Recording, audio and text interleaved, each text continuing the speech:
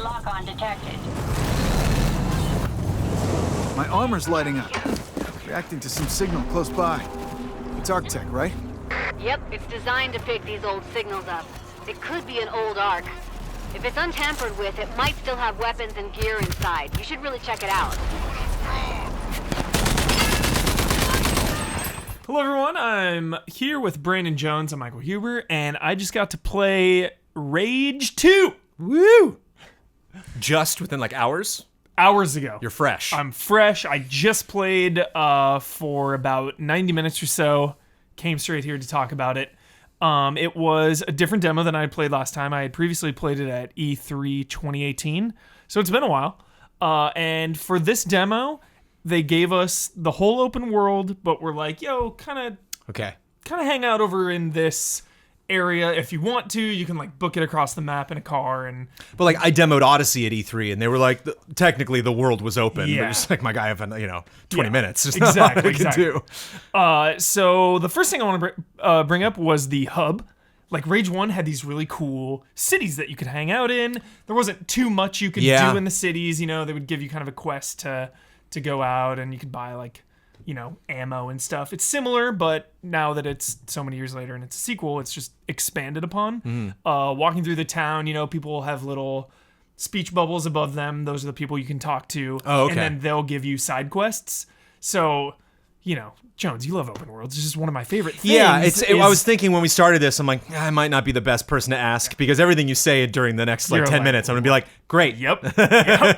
Yeah. And I'm sure Rage 2 might not be for everybody, but especially since Context, this is the Mad Max people, and that's like one of my favorite, like not fantastic, but totally acceptable open world games of this gen. Yeah. Where I just loved it. I was getting the Mad Max vibe, the Mad Max game vibe quite a bit from playing. I mean, obviously third person, first person difference, but... So, yeah, I really liked just exploring the hub. There were a lot of nooks and crannies, back alleys, different shops, just really good world building. Like you go up to, I went up to a bar and talked to the guy, and he was like, hey, all right, we got this food in. He was like naming off all these fake foods, like really going the extra mile to kind of develop this world, which I really appreciated. Then, of course, he gave me a side quest to like go out in the world. So I did 2 main missions, then a handful of side missions. So I'll kind of start with the side missions. Pretty standard stuff, but from the brief time I played, there was a good amount of variety. It was like, one of them was really cool. These giant pods land in the ground that are like missile turret things. So it's kind of this faction that's trying to reclaim the wasteland. So they drop in these giant metal drone apparatus things, and it's like MMO vibes, Jones. It's like this thing would open up and you had to shoot its weak points, and it had 3 phases. So it's like, all right, shoot the weak points. For the first phase, it's just shooting at you. You destroy it, then it kind of regroups and reforms, and then it starts shooting rockets at you. And then the final phase is like more. So that was really cool. Just these mechanics I really appreciated, instead of just like, all right, go shoot everything as much as you can and kill it. So I really liked that. Well, it's the future, and so like weird tech is a fun thing to do where you're just not like, so you see something like, what is this gonna be? Whoa, it's shooting at me. Hopefully there's a lot of that. Totally, yeah. Unexpected enemy types and stuff, and Totally. So then some other missions were just like destroy the fuel at this outpost. I appreciated a classic, but I appreciated that it wasn't just go in and blow everything up. It was, no, I've got to find the lever to open this door, which then leads me into this room that has fuel. So you kind of had to figure out how to get into certain places. So I liked how much I kind of had to think on my feet with.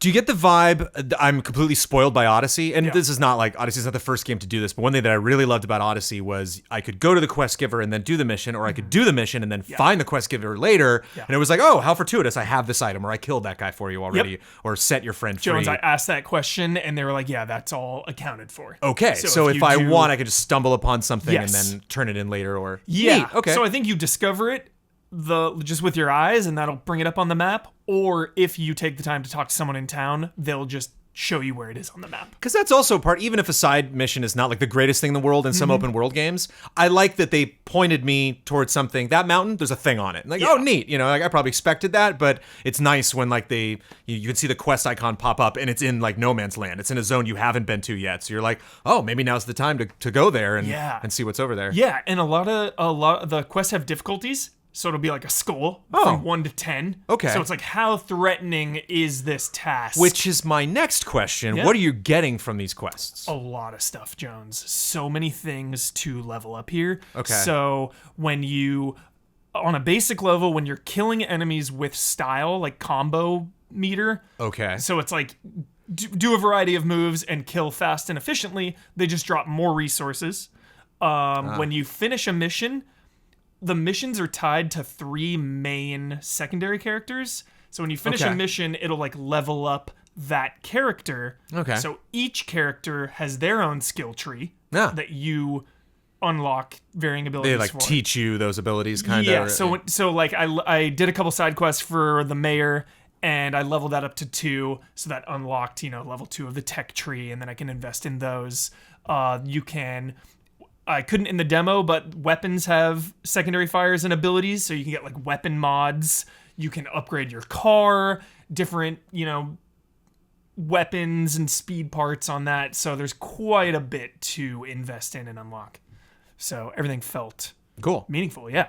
And yeah, like a level 1 was, go in and destroy the fueler. That was like level 2 or 3. But then there was another one that was like level 7, go into this mutant nest and like blow them away. So is that an Odyssey thing where you're just like, where you're like, I'm just not ready for that. I'll do that later in the game. Or is it like, hey, I'll try it. Yeah. See if I can do it. Yeah, exactly. It's that. It's Cool. that. If the game doesn't have an adaptive difficulty, it's just like easy, normal, hard, I think. That's what they were saying. So if you want it to be harder, just crank it up. Oh, cool. But those higher level fights are still going to be more challenging than the lower level ones because different enemy types are stronger. I encountered more of a militaristic faction, and they had body armor, so they were taking more shots versus just the random punk nomads out there. My there's next really good question: variety. getting around. Yeah. Were you running? Were you driving? There's little hover things that you could find. They showed off like a little hover glider just flying over the map. I didn't find one in my demo, but he showed us. So he was like, this video of them just flying all over the map was hype. Yeah. And then the normal like gun car thing is really sweet. It has like rockets and a machine gun. But going back to the mechanics, there was a convoy similar to Mad Max where the giant truck you have to kill, and then there's also... I think they sold that. I think they talked about that at E3. Yeah. I just really loved taking down the main convoy itself. Was a different mechanic. It was like laying out all these electrical spike strips, but then this thing would open and you had a limited time to shoot it, and then things on each side of it would open up like glowy bits, and you had to shoot those. And apparently there's a bunch of different varieties with those convoys. And you can shoot from the car. It feels good. Like the really driving and responsive. using weapons at the same time. Yep, just the bumpers. And is that caravan always on the map? Like, can I Yeah. if I'm doing a quest, can I just see it in the distance driving by? Like, oh, there's that. Track I'll it do that down. later. Yeah, people are always like driving by you. But that's the cool thing, kind of like the Mercenaries in Odyssey, where you could decide where you wanted that battle to take place. Yeah. Where you're like, I'm gonna wait here. You can kind of get a sense, like a train robbery in Red Dead, where you're just like, this is a Yeah. good spot for a train robbery. Like, Yeah. so you can, Found like Exciting. a traveling merchant just driving around in like a little truck. Yeah, cool. You like honk at him and he pulls over. So just a really good sense of the world, and I didn't even book it out to the other biomes. They really hyped up how distinct and different they are, and the videos have definitely showcased that. I was mostly in the desert. The world felt pretty freaking big. Ton of objects on the map, so if you love that stuff, I do. Yes, exactly. And just I sympathize with people that don't, but that's Yep. You're speaking my language. But so it has all of that, and then of course the id combat Right. Just blowing things I mean, away. that's the big thing you guys were talking about from E3, you know, and Ben was really loved the juggling, the wing stick. I think one moment I really liked from the latest trailer that they did, where there's a huge energy barrier that the enemies had thrown up, and the person threw the wing stick around it, and so it just did like a big loop and like hurt, like decapitated them all or like did damage and then came back. Yeah, and you can level those abilities up too, like your ground smash. You can level that up later on, so like everything you can level up. Which is cool, and that was pretty much everything we saw. And then just the main mission was to like go prove yourself to get into this like celebrity bar because you needed to talk to someone, but it was like, who are you? You're no one. So then you have to go and like win a race at the Destruction Derby, and then do the mutant TV that they had from the first game, right? The game show where you're going in for cash and prizes, and like spikes are coming out and electricity. So that's back, and that seems bigger than ever. There's like full quest lines with that, I think. Yeah, launching dudes in the air, and you got it. Yeah. Maybe not my favorite part of the first Rage, just because it was my favorite part. Because but it was in it so much, you know, like that. Yeah, it would be nice if it was just one of the things that you can do in that world. There's like a lot of. You know, we just got, done dealing with the launch of Fallout 76. We got Outer Worlds coming out, not Outer Wilds, different game. Outer Worlds. We got Far Cry New Dawn. A lot of these games like look a lot like Rage. Like, do you think is this? You can get excited about a lot of things, and you can make things sound exciting, Huber. Is this on your radar? Is this something you're probably going to spend time with? 100%. This game feels great already. That balance of having this open world with all of these things to explore and unlock and invest in, but then also like when you are doing that stuff, when you come up to an outpost, it's so fun just using your powers, blasting people away, trying to be better at it.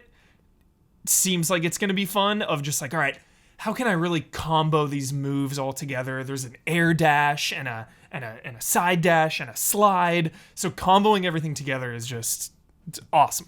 The attitude when Rage 2 first launched was a little insane. The live action with people like pouring stuff on themselves, and just like lots of pink and gas and fire and stuff. Is the attitude a little too much? Like, have they kind of toned it down for the actual campaign? Is that just the marketing, or? Yeah, I think a little bit of that is marketing. Okay. It's not like in your face. There were no characters. You were just like, oh god, enough. No. Okay. Which I really liked the world. Like it felt restrained at when it was supposed to be, and then kind of out of control when it was supposed to be. And just think of like going into town when everyone's just hanging out, talking to people, and they just talk to you normally and tell you about the world. When, Huber? When does it come out? I think it's May. I don't Oh, know okay. Exactly. It's summer, so it's coming up. So cool. yeah. Then. Do you want the exact date, Jones? We should. Up. No, man, it's all good. No, we need the exact. You're technically date. supposed to be prepared before we do this thing, but that's fine. You know, we just kind of want to wing it and give them some extra homework to our lovely viewers. May. I was right. May 14th. Yeah. There it is. So then they said for the people that love tech, it's on like Pro and Xbox One X, it's 60 frames 1080, 30 frames 4K, and then of course PC is completely unlocked. It's funny because it's Avalanche, same team that did Just Cause 4, and Just Cause 4 was very lacking technically, in my opinion. And so it's fast. And one of the reasons I was fascinated by that is because Rage just looks so beautiful, and looks so colorful. And so you were talking about the biomes, especially in an apocalypse. It's fun to play with, like nuclear fallout and all these terrible things, like doing really like crazy looking plants and all the mutations of bad guys and stuff. So. Yeah, I'm hoping that there's lots of crazy surprises that way. Lastly, there was one thing, and I'm really interested to get your take on it, Jones, is I asked if there were things you could discover on the map in this huge open world that aren't an icon. Because like every time I got somewhere, it's like, okay, icon, right. Destroy this, here's the mission. Where, or talk to someone, they give you the quest. Everything is tied to this structure and these icons versus like, oh, what's over there in a cave? Let me go in that cave and maybe I'll find something in here, maybe not. But it just felt like everything was tied to an icon, which I didn't really like. I kind of like that natural discovery. So he was kind of vague about it. He was like, yeah, there's some things to discover, but most everything is tied to to an icon. Does that bother you, or are you just No, I think what's interesting that no open world game I've played since has stolen is the create your own icon system from Breath of the Wild. And I think that was an interesting solution to that problem, where it's like you do that yourself. If you find something that is cool, if you find a puzzle you can't solve right now, mark it however you want and come back later. Yeah. And that would be an interesting fix for that. It's just a question of how the map is set up. And then but, Assassin's Creed had the Explorer mode, which is pretty. which I didn't do at all. I was like, just Okay. tell me where to go. I'm not. But that was also Goaties, and I just wanted to get through that game as quickly as I could. But yeah, I'm not. I don't mind, just because I like to understand. I like to chart my progress, and so those icons are nice because I look at a zone and just right away I can tell I haven't been to that area. I have been to this area. Yeah. Like I was saying, it's fun to like get a quest marker in a zone you haven't even been to yet, and Totally. so then those question marks were like crack for me in Odyssey. Yeah, like their I was question just marks are like, back. It has the compass, and it's like question mark 300 no. meters. Yeah, I thought of you immediately. Especially if you're in a car, or in a plane, if you're flying. I'm just gonna hold on. The quest givers are screaming at me, and I'm like, oh, wait, you just gotta go to this mountain first. Yeah. Jones. Yeah, like, you're preaching to the choir. Like I know. this is right up my alley. Totally. But I had the itch the entire time, Jones, where I was just like, dude, I'm ready to just devour all of these icons, because you're getting money and fluorite currency and like weapon part. Like, you're getting so many things that you can use and spend. Yeah. I just love that. I think the question I have right now is I think this is a good game to demo. I think they know how they want to demo it, and they can put you in. It's like when they were saying they're like, really, we want to showcase this part of the map, but if you really want to explore, go nuts. Because I think people that know what they want to get out of open world games can satisfy themselves with their typical play style. Yeah. It's just a question of, is this a story I'm really going to care about? Is that something, is actually exploring the map? Are those biomes that different? The stories seemed really cool, actually. It's 30 years after the first game. They were really stressing. It's like, dude, you do not need to play the first one. You'll get a little bit of extra That makes sense to me. lore. Yeah, Sure. this is very standalone, but Not obviously a lot happens in the first one, actually. Yeah, So you're there's not a missing couple ton. returning characters, and again, it is 30 years later. They said the first one is on Game Pass right now, so if like you really want to catch up, Still really pretty. yeah, there you go. But the Good story, gunplay, great sound effects. yeah, the story seemed cool. Like, different factions and kind of mysterious organization, obviously, which I'm always down for, and helping out the different civilians. And I just love the lone wolf, man. I love having these different factions and different groups of enemies, and you Yes. just like I love survival. I just Yeah. I can survive this wasteland by myself. I don't need anybody.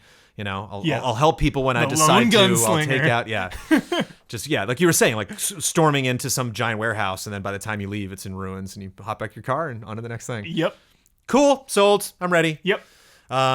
Are we? Yeah. Do you think you've seen enough before May? You think this I had game's gonna? already seen enough, This game's and then probably now just I gonna- finally got yeah. to see the actual structure. It wasn't surprising; it was reaffirming. So I'm Cool. very excited. You have reaffirmed me. Yes. Put it on the list.